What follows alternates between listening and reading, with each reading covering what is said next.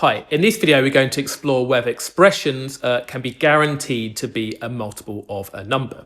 So we've got these different expressions here and we want to work out expressions that represent a multiple of 5. We can assume that the variables involved, the m and the n, are integers. Remember that just integer means whole number. Now, how can we guarantee something's a multiple of 5? Well, if I had 5 times by any whole number, like 3, 5 times 3 is 15, that's going to be a multiple of 5 because it's 5 times something, right? Or if I did 5 times 2, that's 10. It's a multiple of 5, right?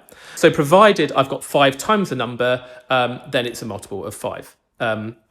Now, we could also do that with algebraic expressions. If I had 5 multiplied by, say, n plus 2, then provided that we know that the n is a whole number, well, then we've got a whole number plus a whole number, which is still a whole number, and any whole number multiplied by 5 is got to be a multiple of 5, right? So if I can write it as 5 times something, I know it's going to be a multiple of 5. Or even if I had, like, for example, 10 times n plus 2, for example, I can also guarantee this is a multiple of 5 because the 10 itself is a multiple of 5. And a multiple of 5 times any number is going to be a multiple of 5, right? So let's apply that to these examples. Well, the 35m squared, I can see it's 35 times something. 35 is a multiple of 5, so therefore 35m squared is a multiple of 5. So I can put a little tick there. And the 35 I'm subtracting is also a multiple of 5. And basically, if you have a multiple of 5 and you add or subtract a multiple of 5, you will still have a multiple of 5. So therefore, this one is a match. What about the next one? Well, this 4 here on the front, that's not a multiple of 5, is it? And these doesn't involve numbers that are multiples of 5, so we can't guarantee that's a multiple of 5. So that's something we can't guarantee is a multiple of 5, and we're subtracting a multiple of 5. So we've basically got, don't know if it's a multiple of 5, minus a multiple of 5. And overall, that's not going, we can't guarantee that's a multiple of 5, basically. So that is not an example. What about the next one?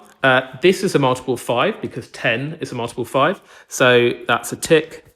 And then we're adding 30, which is a multiple of 5. If you add 2 multiples of 5, then we do know that's a multiple of 5. Next one, this is a multiple of 5 because it's 5 times something.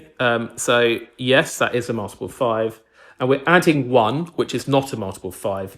And in fact, if you have something which is a multiple of 5 plus something that's not a multiple of 5, you can guarantee it's not a multiple of 5, basically. So this is no. In fact, we know it's going to be 1 more than a multiple of 5. And any number which is 1 more than a multiple of 5 won't itself be a multiple of 5. Next one, that's a multiple of 5 because 15 is a multiple of 5. And we're adding 15, which is a multiple of 5. A multiple of 5 plus a multiple of 5 is a multiple of 5. So that one is okay. Next one, the 5 is a multiple of 5 and it's 5 times something. It's a multiple of 5. We're subtracting a multiple of 5. So it's multiple of 5 plus a multiple of 5 is a multiple of 5. So that one's okay. And the last one, we got 6 multiplied by something. 6 is not a multiple of 5. So we don't know whether this is a multiple of 5 or not. It depends on the value of m. So it's a kind of question mark. And we're subtracting a multiple of 5. We don't know whether or not that's going to be a multiple of 5. So yeah, we can't guarantee that's a multiple of 5. And we're done.